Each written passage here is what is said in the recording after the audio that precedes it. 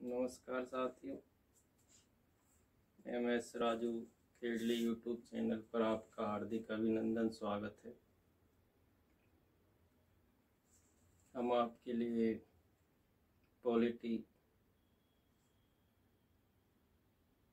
का यहाँ पर अध्ययन करने जा रहे हैं। पॉलिटी यानी संविधान। सबसे पहले तो शायद आप यहीं पर कंफ्यूज हो गए होंगे कि पॉलिटी भी नाम लिया और संविधान भी नाम लिया, ये क्या है। साथियों, सबसे पहले हम यही क्लियर करना चाहते हैं आपके लिए। आपने 4 नाम सुने हैं। पॉलिटी सुना है आपने, पॉलिटिकल साइंस सुना है, पॉलिटिक्स सुना है, कॉन्स्टिट्यूशन सुना है आपने। तो ये क्या है, तो आज हम इनको देखेंगे आपके सामने। सबसे पहले हम बात करते हैं पॉलिटी।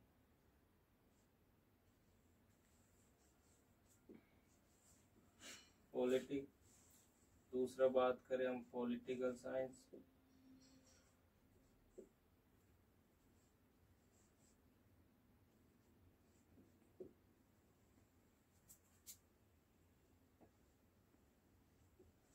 तीसरा हम बात करें पॉलिटिक्स,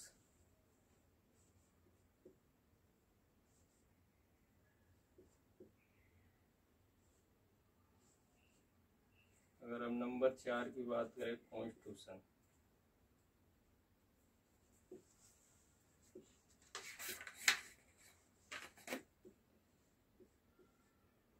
कॉन्स्टिट्यूशन, तो ये 4 शब्द आप लंबे समय से सुनते आ रहे हैं। ये क्या है? पॉलिटी का अर्थ होता है साथियों राज व्यवस्था।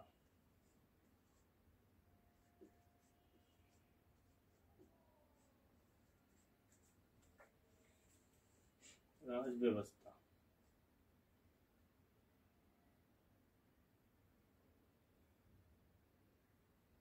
पॉलिटिकल साइंस का अर्थ होता है राजनीति विज्ञान।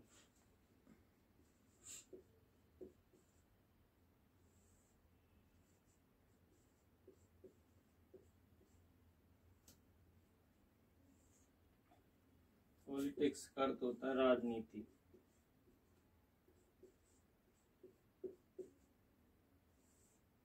कॉन्स्टिट्यूशन का अर्थ होता है संविधान।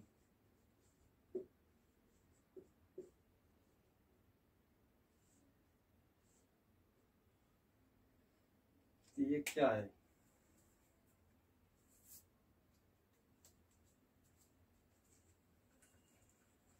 अगर हम पॉलिटी की बात करें, राज व्यवस्था, जिस राज्य के अंतर्गत उसकी व्यवस्था का अध्ययन किया जाता है, जिस देश के अंतर्गत उसकी व्यवस्था का अध्ययन किया जाता है, तो उसको हम कहते हैं पॉलिटी, राज व्यवस्था। उसका मैनेजमेंट किस प्रकार चल रहा है, क्या उसकी व्यवस्था है, इसको हम कहते हैं पॉलिटी। पॉलिटिकल साइंस, राजनीति विज्ञान। जैसे कि आपने विज्ञान सुना है, विज्ञान में आप सबको मालूम है कि विज्ञान में आविष्कार किए जाते हैं, शोध किए जाते हैं, रिसर्च किए जाते हैं। इसी प्रकार से राजनीति में अगर कोई शोध किया जाता है, जैसे डेमोक्रेसी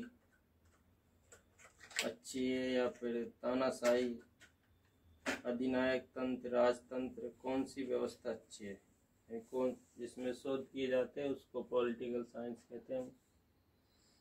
पॉलिटिक्स, अगर राजनीति की बात करें, जो उस देश की व्यवस्था है उसमें राजनीति कैसे चलती है, किस प्रकार से चुनाव होते हैं, प्रत्यक्ष होते हैं या अप्रत्यक्ष होते हैं,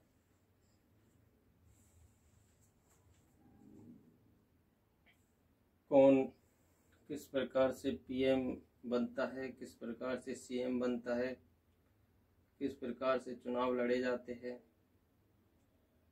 तो जो उसकी राजनीति के बारे में बताया जाता है उसको हम पॉलिटिक्स, राजनीति कहते हैं। अब बात आती है कॉन्स्टिट्यूशन, संविधान की। संविधान क्या है कि जिस किसी भी देश के जो नियम होते हैं, कानून होते हैं, जो कानून बनाए जाते हैं वो किस प्रकार बनाए जाते हैं, ये सभी बातें संविधान में होती है। संविधान लिखित भी हो सकता है, लिखित भी हो सकता है।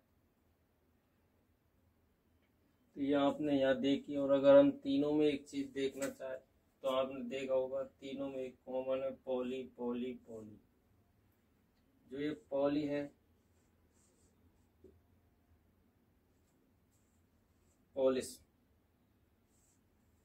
अगर हम पोलिस का अर्थ देखें तो पोलिस का अर्थ होता है नगर राज्य।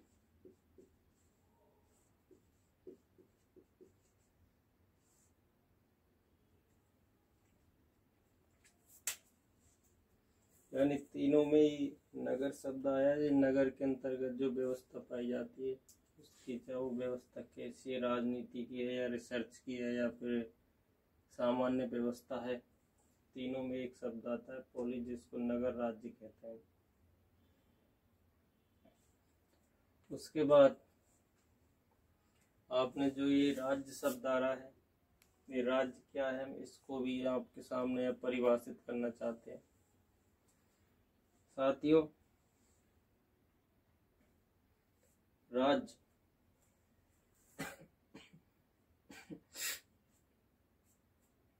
राज्य के 4 आवश्यक कंपोनेंट होते, तत्व होते, जिसमें हम सबसे पहले बात करें तो राज्य के लिए जनसंख्या जरूरी है, फिर क्षेत्रफल आता है नंबर 2, नंबर 3 पे संप्रभुता आती है, नंबर 4 पे सरकार होती है। क्योंकि 4 कंपोनेंट मिलकर ही राज्य का निर्माण करते हैं। तो अगर हम राज्य के 4 तत्वों की बात करें, आवश्यक तत्व, इसमें नंबर 1 होता है जनसंख्या।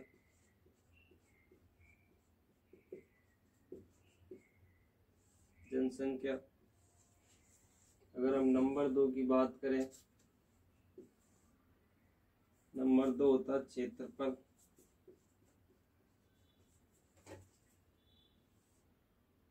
और अगर हम नंबर 3 की बात करें, नंबर 3 होता है संप्रभुता।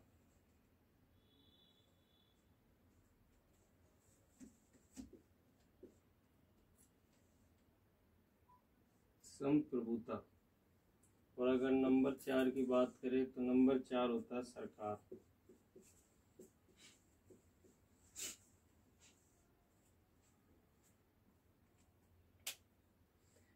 अगर इसमें से एक तत्व भी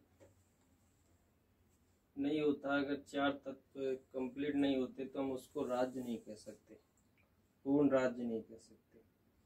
क्योंकि हमारी स्वतंत्रता से पहले हमारे पास जनसंख्या थी, क्षेत्रफल था, लेकिन संप्रभुता नहीं थी हमारे पास, क्योंकि हम अधीन थे, अंग्रेजों के अधीन थे।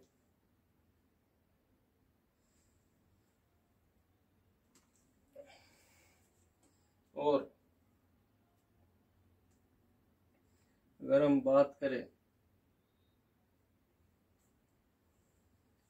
जिस समय हम अंग्रेजों के अधीन थे तो हमारी सरकार स्वयं के ने चलकर दूसरे देश के द्वारा चलाई जा रही थी।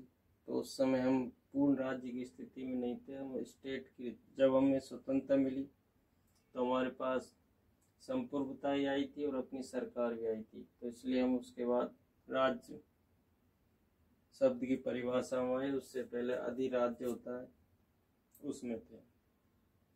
तो यह आपने यहाँ देखा, क्योंकि सबसे पहले जनसंख्या होती है, फिर जनसंख्या अपना कोई क्षेत्रफल निश्चित करती है, फिर जब वो एक निश्चित भाग में जनसंख्या और क्षेत्रफल होता है तो उसके बाद संप्रभुता जरूरी होती है उनके लिए। और संप्रभुता कहाँ से आती है? संप्रभुता आती है साथियों सरकार से। क्योंकि वर्तमान ही नहीं, अगर हम प्राचीन समय की भी बात करें, क्योंकि प्राचीन समय में भी राजा होता था जो राज्य का प्रतीक था। और राजा को ये माना जाता है कि इसलिए ही धरती पे भेजा गया था कि उसका काम ही राज्य करना था, जनता को चलाना था, सरकार को चलाना था। आवाज आ रही है? आवाज आ रही है इसकी?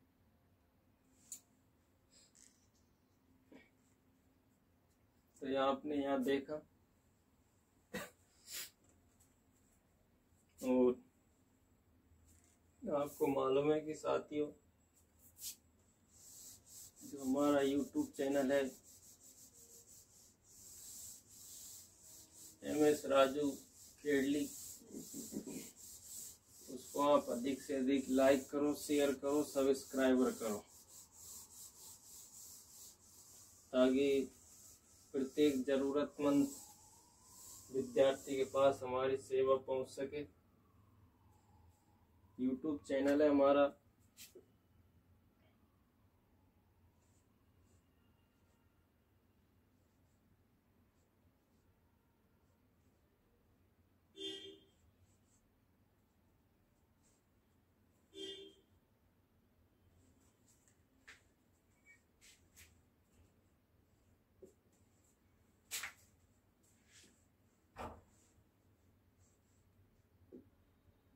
MS राजू खेड़ली। अधिक से अधिक लाइक शेयर करो।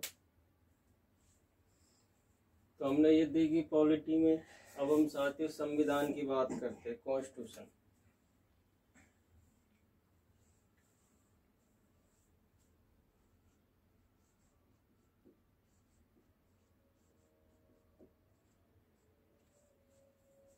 कॉन्स्टिट्यूशन यानी संविधान।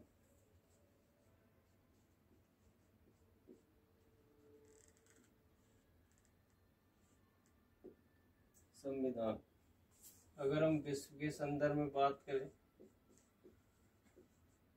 तो विश्व में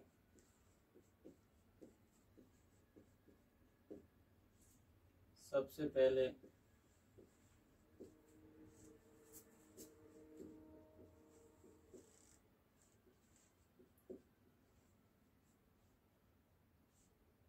संविधान की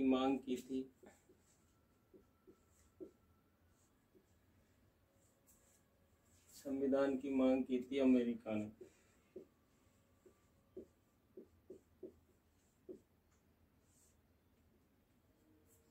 अगर हम एशिया के संदर्भ में बात करें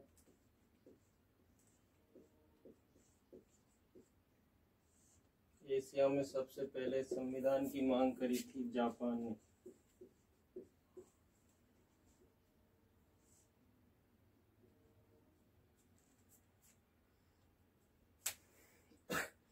अब हम भारत की बात करें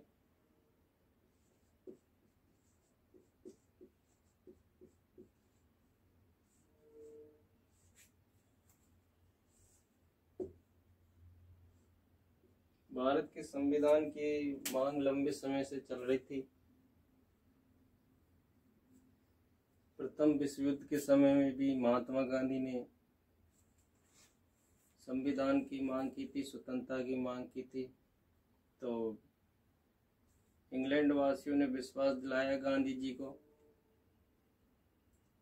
कि प्रथम विश्व युद्ध हो जाता है, जो 1914 से 1918 के मध्य चला था, और कहा था कि हम युद्ध जीत जाए।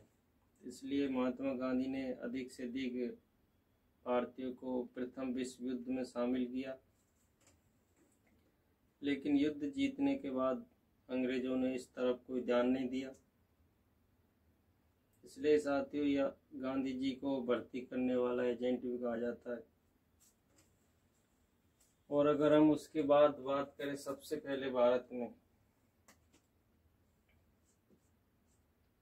सबसे पहले संविधान सभा की मांग होती है 1895 में।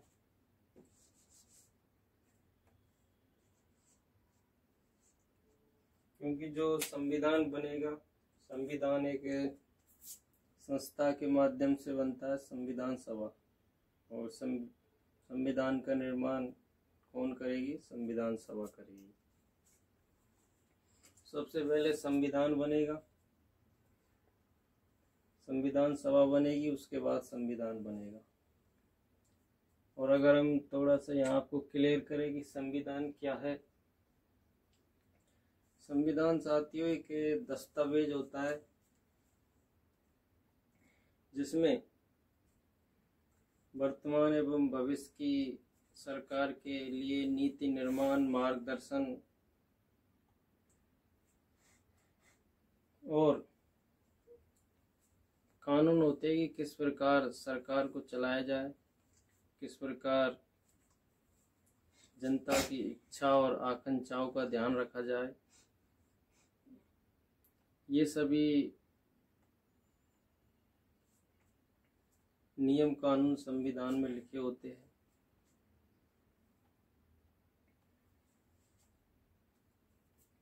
तो हम बात करें संविधान सभा की,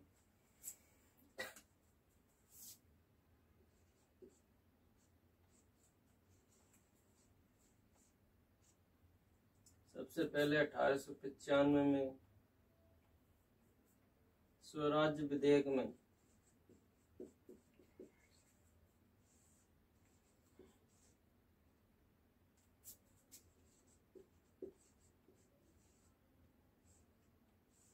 संविधान सभा की मांग करते हैं।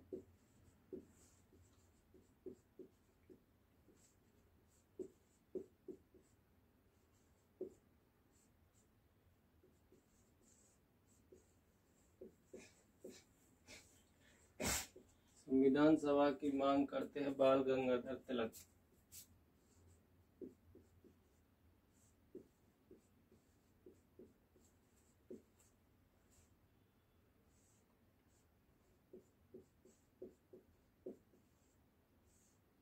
क्योंकि सबसे पहले शुभ कार्य में हम तिलक लगाते हैं, तो सबसे पहले मांग करेंगे तिलक, बाल गंगाधर तिलक। आप इसको आराम से याद कर सकते हो। 1895 के बाद मित्रों 1922 का टाइम आता है।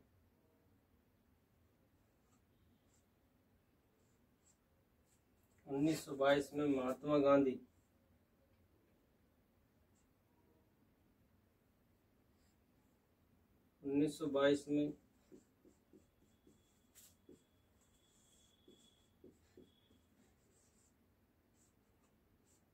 महात्मा गांधी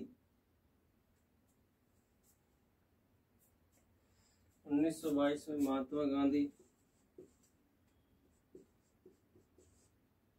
ऐसी संविधान सभा की मांग करते हैं।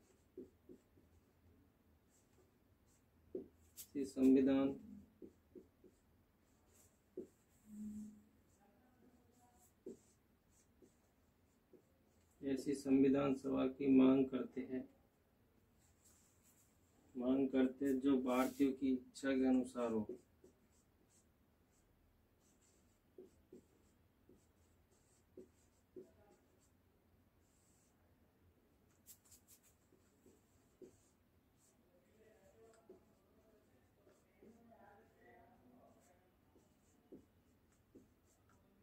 भारतीयों की इच्छा अनुसार हो।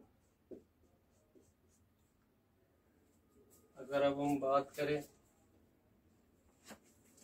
अब इसके बाद आती साथी 1928 का टाइम। 1928 में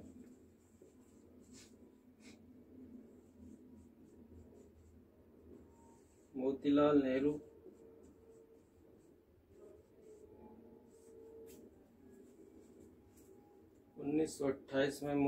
नेहरू नेहरू रिपोर्ट पेश करते हैं।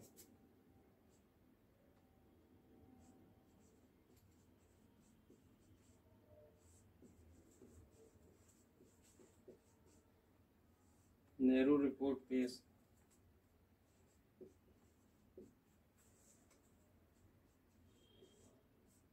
की, जिसे हम भारतीय संविधान का ब्लूप्रिंट कहते हैं। नेहरू रिपोर्ट को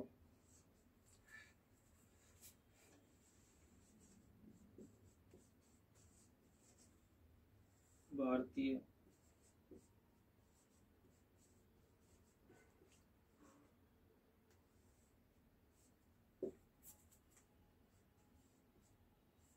संविधान का ब्लूप्रिंट कहते हैं। इसी में नेहरू रिपोर्ट में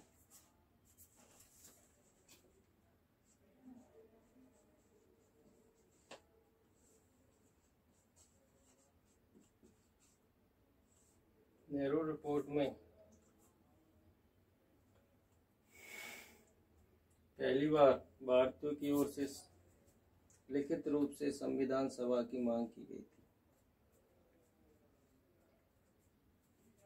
नेहरू रिपोर्ट में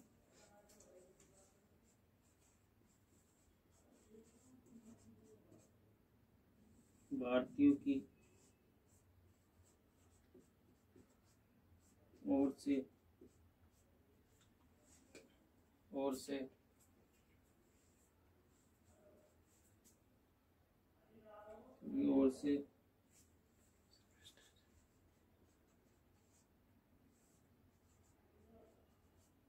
पहली बार लिखित संविधान का प्रयास हुआ।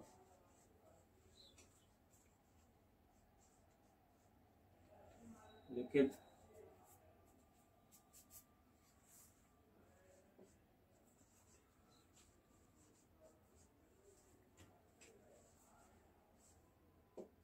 संविधान का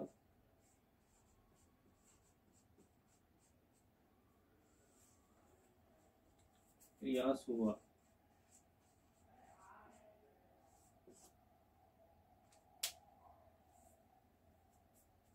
तो ये विद्यार्थियों, जैसा कि मुझे उम्मीद है जो पढ़ाया जा रहा है वो आपके लिए अति महत्वपूर्ण है और आपको समझ आ रहा है।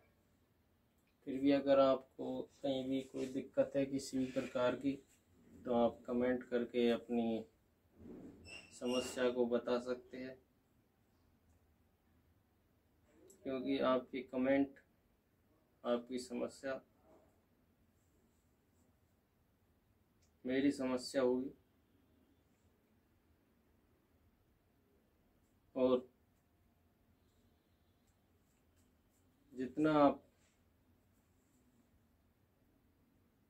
किसी विषय पर अधिक पूछना चाहते हैं पॉलिटिकल साइंस पे, तो आपका स्वागत है। आप अधिक से अधिक अपने विचार व्यक्त करें। हमने 1895 में स्वराज्य विधेयक देखा, जिसमें संविधान सभा की मांग की गई थी बाल गंगाधर तिलक के द्वारा। 1922 में महात्मा गांधी जी को देखा था, जिन्होंने ऐसी संविधान सभा की मांग की जो भारतीयों की इच्छा के अनुसार हो। और जब महात्मा गांधी ने संविधान सभा की मांग की थी, ये की थी, अगर हम तक की बात करें, यंग इंडिया।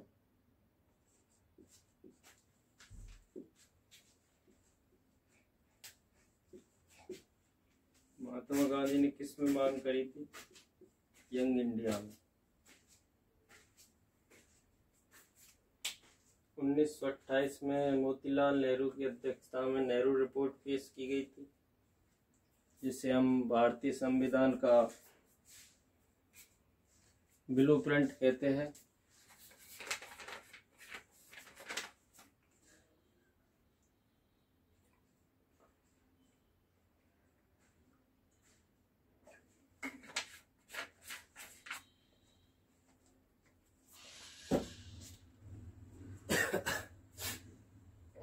और नेहरू रिपोर्ट में भारतीयों की ओर से पहली बार लिखित संविधान का प्रयास हुआ था।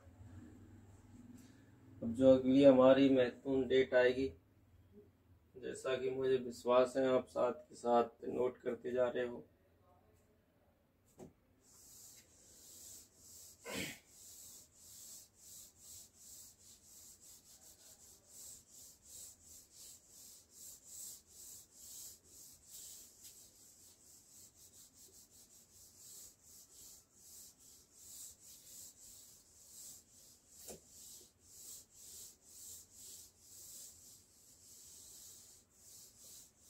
हम अगली तिथि देखेंगे 1929, 31 दिसंबर 1929,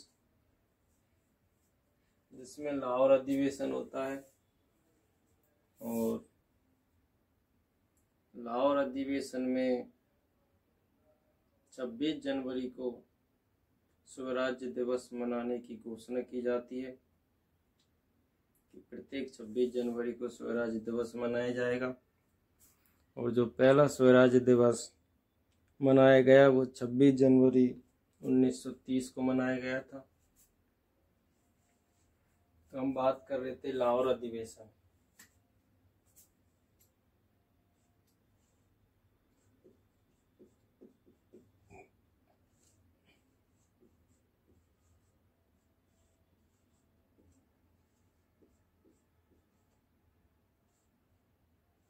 लाहौर अधिवेशन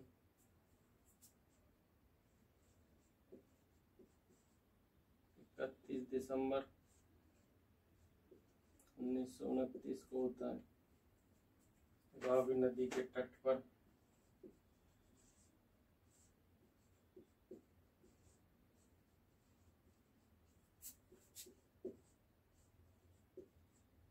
रावी नदी के तट पर होता है। अध्यक्षता करते हैं जवाहरलाल नेहरू।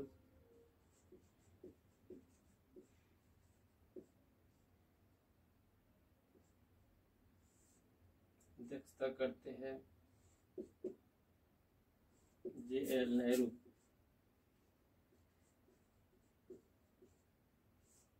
जवाहरलाल नेहरू। इसमें क्या होता है कि इसमें प्रत्येक 26 जनवरी को प्रत्येक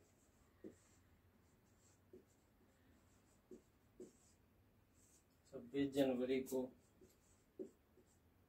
स्वराज्य दिवस मनाने की घोषणा की जाती है।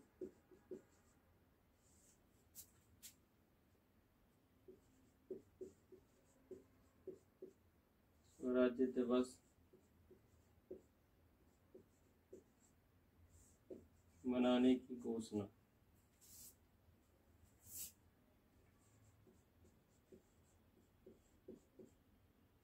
मनाने की घोषणा। और इसी संदर्भ में पहला स्वराज्य दिवस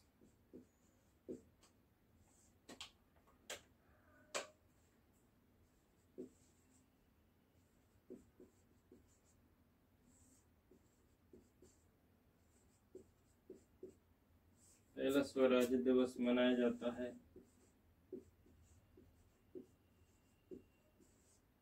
26 जनवरी 1930 को।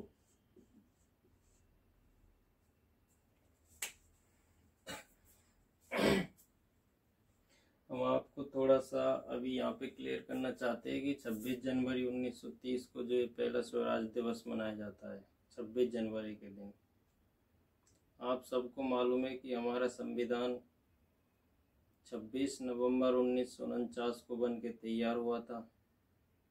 लेकिन क्या कारण था कि हम संविधान दिवस तो 26 नवंबर को बनाते हैं, लेकिन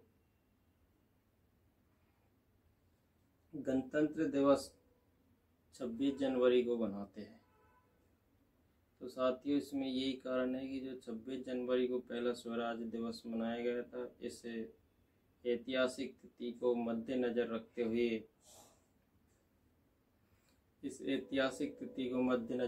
हुए हम 26 जनवरी को गणतंत्र दिवस मनाते हैं। तो आपने ये लाहौर अधिवेशन देखा। लाहौर अधिवेशन आप सबको मालूम है कि रावी नदी के तट पर हुआ था। अध्यक्षता करी थी पंडित जवाहरलाल नेहरू ने और 26 जनवरी को स्वराज दिवस मनाने की घोषणा की। पहला स्वराज दिवस 26 जनवरी 1930 को मनाया। इसीलिए हम 26 जनवरी को गणतंत्र दिवस मनाते हैं, जबकि हमारा संविधान 26 नवंबर 1949 को बन के तैयार हो गया था। हमने 1895 की तारीख देखी, जिसमें सबसे पहले संविधान सभा की मांग की थी गंगाधर तिलक ने। स्वराज्य विधेयक में हमने 1922 की तारीख देखी, जिसमें सबसे पहले जिसमें 1922 में महात्मा गांधी ऐसी संविधान सभा की मांग करते जो भारतीयों की इच्छा के अनुसार हो, यंग इंडिया में। 1922 के बाद हमने 1928 देखी, जो मोतीलाल नेहरू की अध्यक्षता में नेहरू रिपोर्ट पेश की गई थी, जिसे भारतीय संविधान का ब्लूप्रिंट कहते हैं। और पहली बार भारतीयों की ओर से लिखित रूप में संविधान का प्रयास हुआ। 1929 देखी हमने लाहौर अधिवेशन। अब मित्रों, हम अगली तारीख देखते हैं 1934। 1934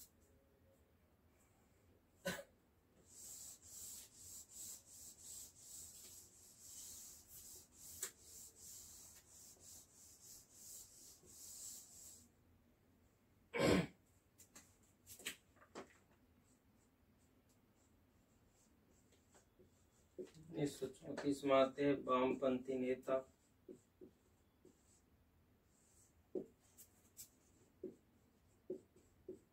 मानवेंद्र नाथ राय।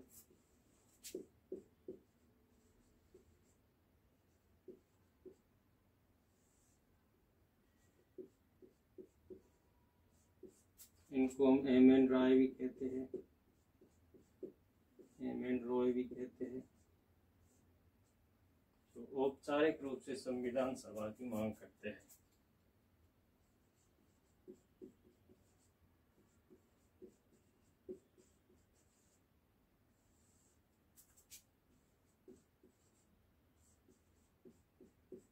औपचारिक रूप से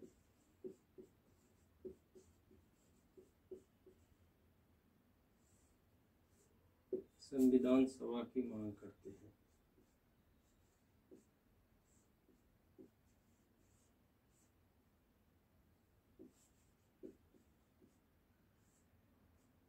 औपचारिक रूप से संविधान सभा की मांग करते हैं। 1934 के बाद 1938 का टाइम आता है। 1938 में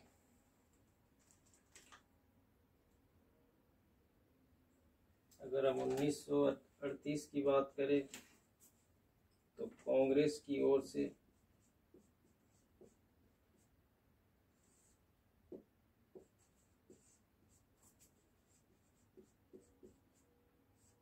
जवाहरलाल नेहरू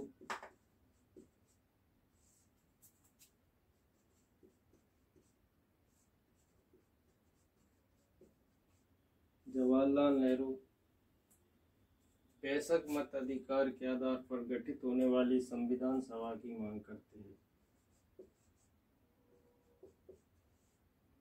बेशक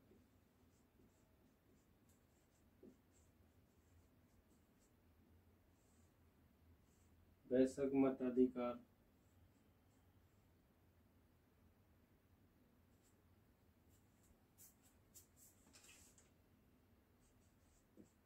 के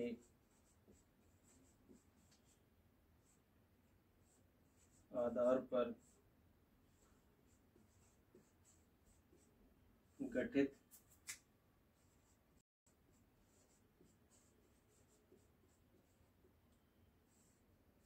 संविधान सभा की मांग करते हैं।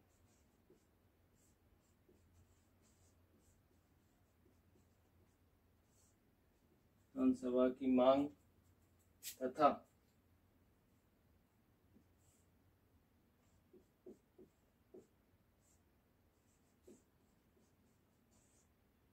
बाहरी हस्तक्षेप का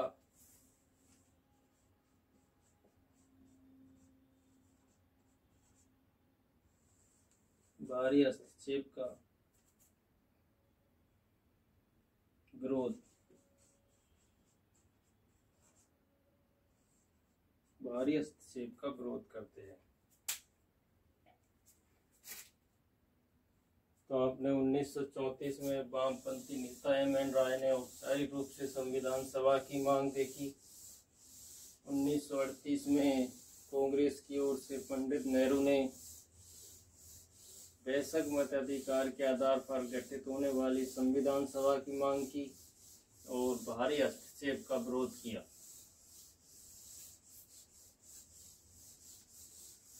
उन्नीस सौ 1938 के बाद अब हम बात करेंगे अगस्त प्रस्ताव की।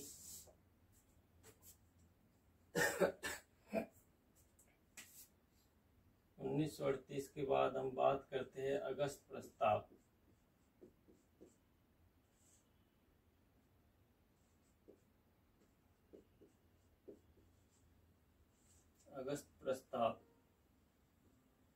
अगस्त प्रस्ताव आता है 8 अगस्त 1940। 8 अगस्त 1940। इस प्रस्ताव में पहली बार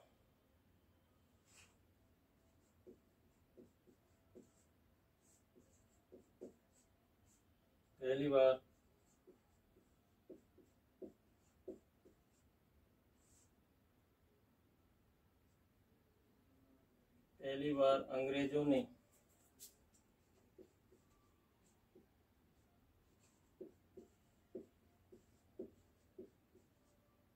भारतीयों की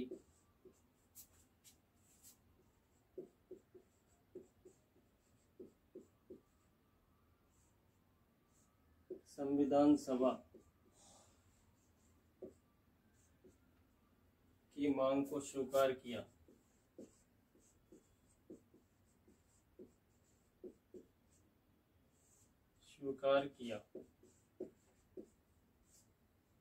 भारतीयों ने इसका विरोध किया था और विरोध किस आधार पे किया था, इसमें कहा गया था अंग्रेजों के द्वारा कि मुख्यतः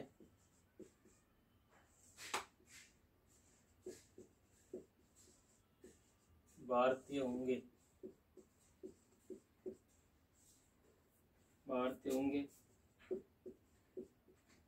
इस आधार पर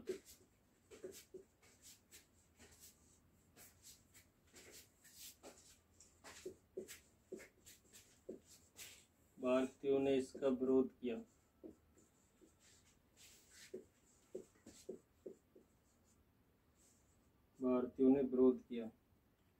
क्योंकि अंग्रेजों ने कहा था कि अगस्त प्रस्ताव के अनुसार जो संविधान सभा बनेगी उसमें मुख्यतः भारतीय होंगे। तो उस समय के जो प्रमुख नेता थे हमारे राजेंद्र प्रसाद, अंबेडकर, पंडित नेहरू, तो सभी ने ये कहा था कि मुख्यतः क्यों होंगे, पूर्ण रूप से भारतीय क्यों नहीं होंगे, क्योंकि जैसा कि हम पहले ही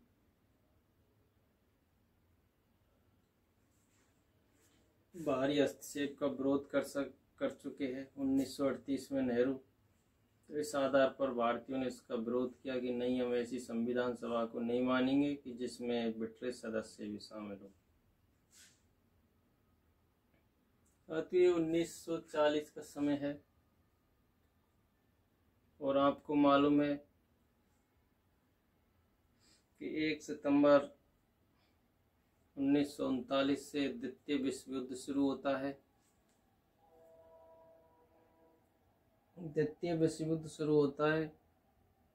और द्वितीय विश्व युद्ध धुरी राष्ट्र और मित्र राष्ट्रों के बीच में लड़ा जाता है। अगर हम धुरी राष्ट्र की बात करें, इटली, जर्मनी, जापान। मित्र राष्ट्र की हम बात करें, अमेरिका, फ्रांस, रूस, ब्रिटेन आदि देश। क्योंकि जब द्वितीय विश्व युद्ध शुरू हुआ है इसमें जापान अपनी विस्तारवादी नीति के माध्यम से इंडिया की तरफ आगे बढ़ रहा था और ब्रिटेन के लिए सेना की जरूरत होती है और बिना भारतीयों की सहायता से ब्रिटेन इस युद्ध में अपने आप को, मैं समझता हूँ कि नामुमकिन समझता है। तो उसको भारतीय सेना की ज़रूरत हुई। तो घबरा के अगस्त प्रस्ताव में उसने संविधान सभा की मांग को स्वीकार किया, लेकिन उसमें भी उसके नियत में खोट था। और अगर जापान भारत की ओर आगे बढ़ता है, कब्जा करता है, तो मित्रों ये भारत की नहीं बल्कि ब्रिटेन की हार होती, क्योंकि उस समय भारत पर ब्रिटेन का कब्जा था, ब्रिटेन का आधिपत्य था। और अगर हम आगे इसी संदर्भ में हम बात करें, जो क्रिप्स प्रस्ताव आता है मार्च 1942 में एडवर्ड क्रिप्स की अध्यक्षता में, इसमें भी भारतीयों की संविधान सभा की मांग मान ली जाती है। लेकिन इसमें कहा जाता है कि हम जो युद्ध के बाद संविधान सभा का गठन करेंगे। तो भारतीयों ने कहा कि युद्ध के दौरान क्यों नहीं कर सकते हो आप? भाई अगर आपको संविधान ही बनाना है तो युद्ध के दौरान क्यों नहीं कर सकते हो? और इसके साथ ही इसमें भारतीय स्वतंत्रता की भी मांग कर रहे थे इस समय, क्योंकि द्वितीय विश्व युद्ध अपनी चरम सीमा पर था। और क्रिप्स प्रस्ताव में अगर हम बात करें सीमित स्वतंत्रता अर्थात औपनिवेशिक स्वराज्य की बात कही गई थी, यानी अंग्रेजों के अधीन रह के ही भारतीय स्वतंत्रता प्राप्त कर सकते हैं, पूर्ण स्वतंत्रता इसमें शामिल नहीं थी। 1942 का हमने टाइम देखा। अब एक 1945 का वर्ष आता है। 1945 में ब्रिटेन में चुनाव होते हैं और मजदूर दल की सरकार बनती है, जिसके नेता क्लीमेंट एटली प्रधानमंत्री बनते हैं। और चुनावों से पहले भी एटली साहब ये भरोसा दिलाते भारतीयों की चुनाव के बाद हम आपके स्वतंत्रता और संविधान सभा के बारे में विचार करेंगे, क्योंकि विंस्टन चर्चिल महोदय चुनाव हार जाते हैं और एटली भारतीय की स्वतंत्रता के प्रति थोड़ा लचीला भाव था उनके दिल और दिमाग में। ये सभी बातें जब 1945 में एक क्लीमेंट एटली आते हैं तो भारतीयों को भी उम्मीद जागती है, जैसा कि उन्होंने विश्वास दिलाया था।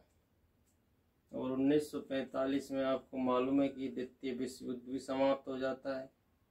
जापान पर जो परमाणु बम गिराए जाते हैं अमेरिका के द्वारा नागासाकी और सीमा पे, इसमें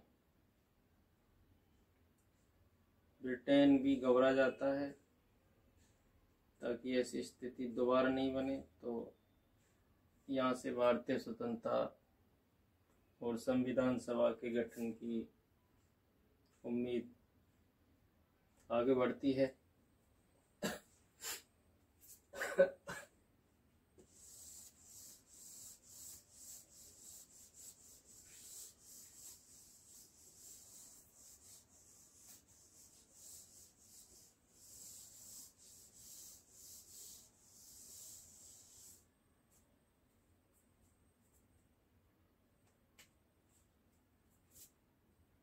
अब हम बात कर रहे थे, हमने अगस्त प्रस्ताव देख लिया। अगस्त प्रस्ताव इसे स्वीकार कर दिया। अब इसके बाद हम बात करेंगे क्रिप्स प्रस्ताव की। क्रिप्स प्रस्ताव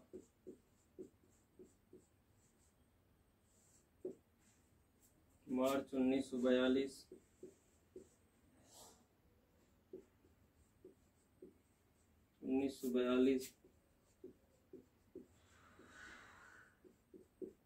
अध्यक्षता किसकी में आता है? Edward Cripps.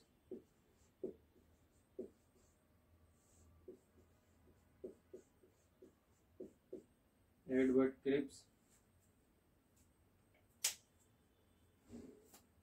इसमें क्या कहा जाता है कि युद्ध की समाप्ति के बाद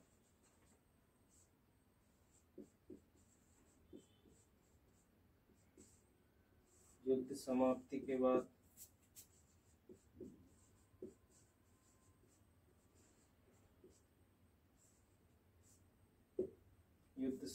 के बाद संविधान सभा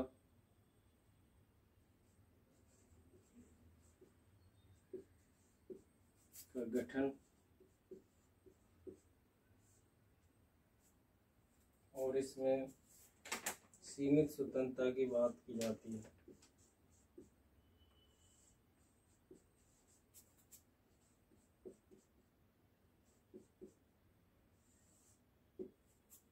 स्वतंत्रता अर्थात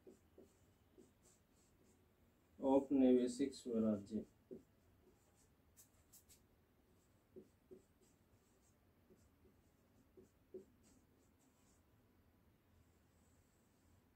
औपनिवेशिक स्वराज्य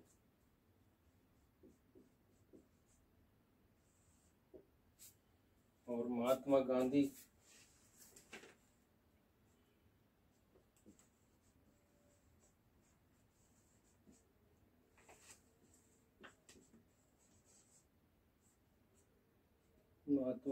से पोस्ट डेटेड चेक की संज्ञा देते हैं।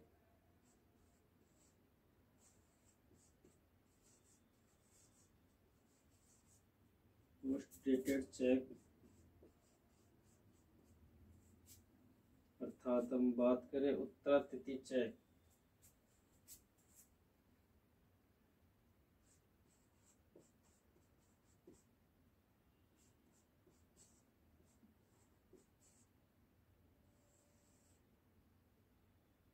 उत्तरातिथि चेक यानी ऐसा चेक जिसकी डेट निकल गई हो,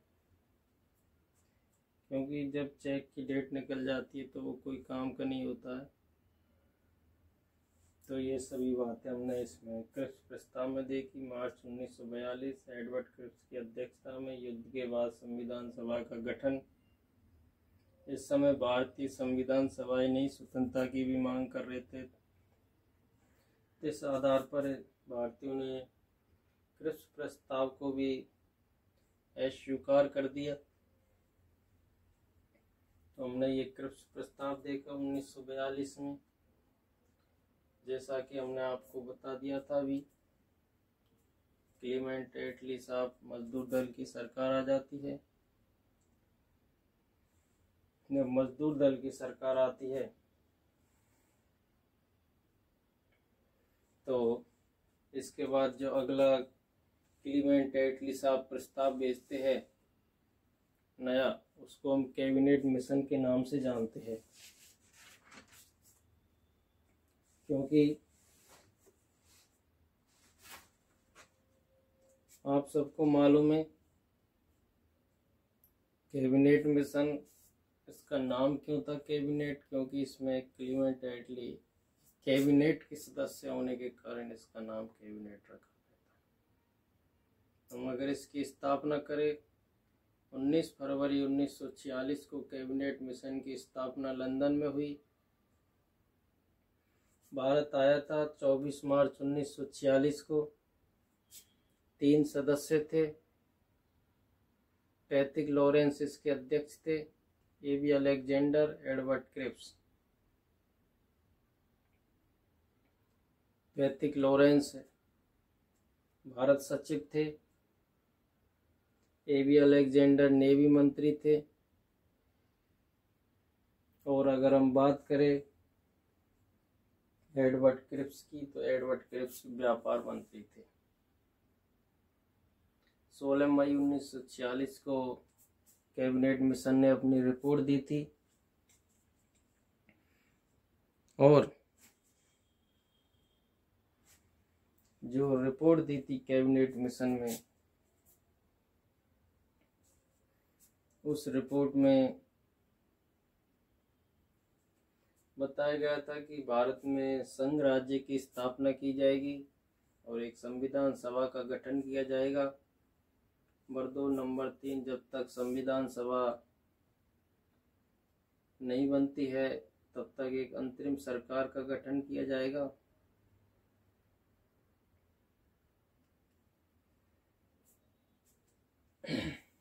तो ये आपने नोट कर लिया होगा। और इसमें जो सदस्य संख्या निर्धारित की गई थी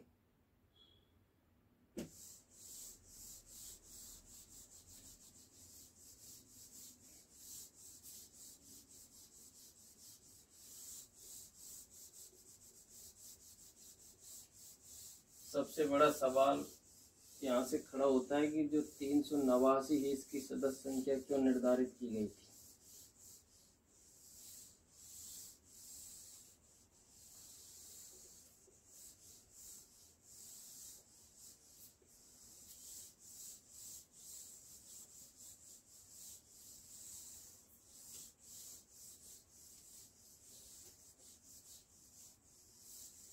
क्योंकि मित्रों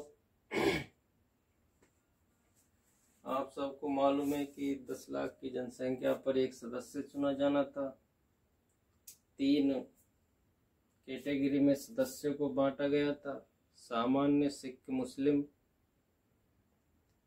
थोड़ा सा मैं आपको प्रीवियस क्रिप्स प्रस्ताव से इसमें जोड़ना चाहते हैं, क्योंकि क्रिप्स प्रस्ताव को मुस्लिम लीग ने भी अस्वीकार कर दिया था, और मुस्लिम लीग के अस्वीकार करने का कारण था कि इसमें क्रिप्स प्रस्ताव में जो मुस्लिम लीग की मांग थी 2 देशों की, उस मांग को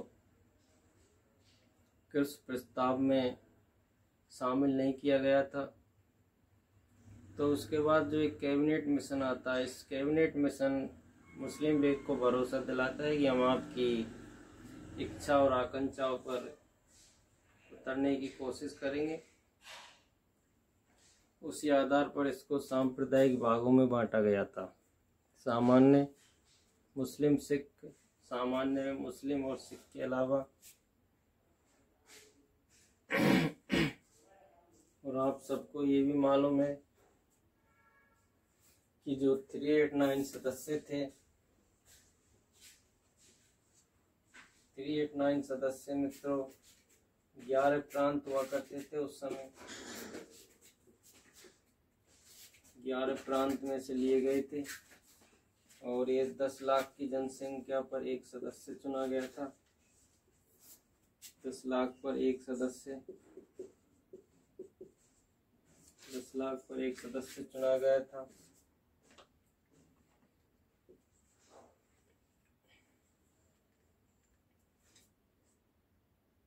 अगर हम यह बात करें, अगली बात की 389 सदस्य संख्या क्यों रखी गई थी, तो उस समय मित्रों भारत की जनसंख्या थी 40 करोड़, और 10 लाख पे एक सदस्य चुना जाना था। तो इस आधार पर 40 करोड़ के हिसाब से अगर हम देखें तो 389 का आंकड़ा निकल के आता है। और इसके बाद अगर हम बात करते हैं कि जो 389 में से 294 सदस्य ब्रिटिश प्रांतों से चुने जाते, 4 सदस्य चीफ कमिश्नरी प्रदेश और 93 देसी राजाओं द्वारा मनोनीत होते हैं।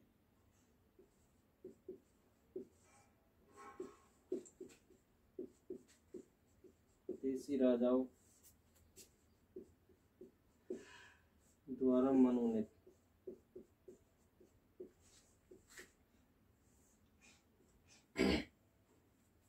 ये 4 कौन थे?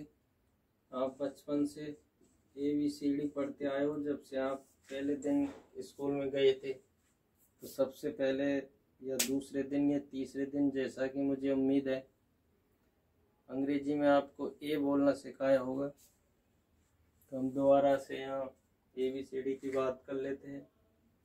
4 थे चीफ कमिश्नरी प्रदेश, चीफ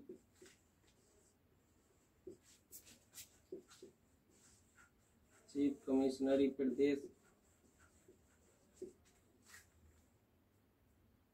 इसको हम CCR भी कहते हैं। वर्तमान में केंद्र शासित प्रदेश होते हैं। A से आता है अजमेर, B से बलूचिस्तान, C से कुर्ग, D से दिल्ली। अजमेर, बलूचिस्तान,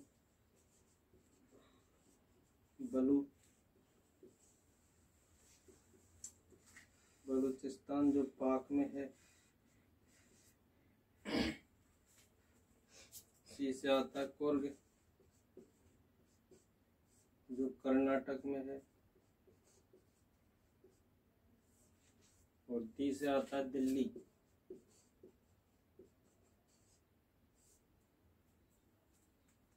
दो 294 में ब्रिटिश प्रांतों से चुने गए थे।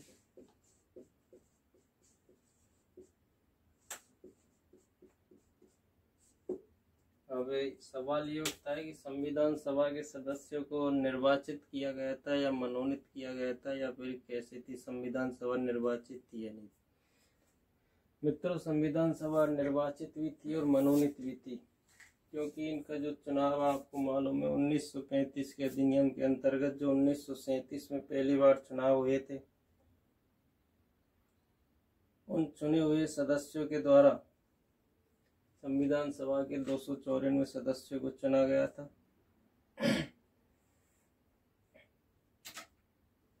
मित्रों, जैसा कि मुझे विश्वास है जो आपको पढ़ाया जा रहा है वो यहाँ पर क्लियर हो रहा है। हमने कैबिनेट मिशन देखी थी और जो बाकी का इसमें बचा हुआ पार्ट है वो हम आपको संविधान सभा पार्ट 2 में सम्मिलित करेंगे। तो आज के लिए इतना ही। आपकी समस्या को आप अधिक से अधिक कमेंट के माध्यम से प्रदर्शित करें। वीडियो को लाइक करें, शेयर करें, कमेंट करें। धन्यवाद। नमस्कार। जय हिंद।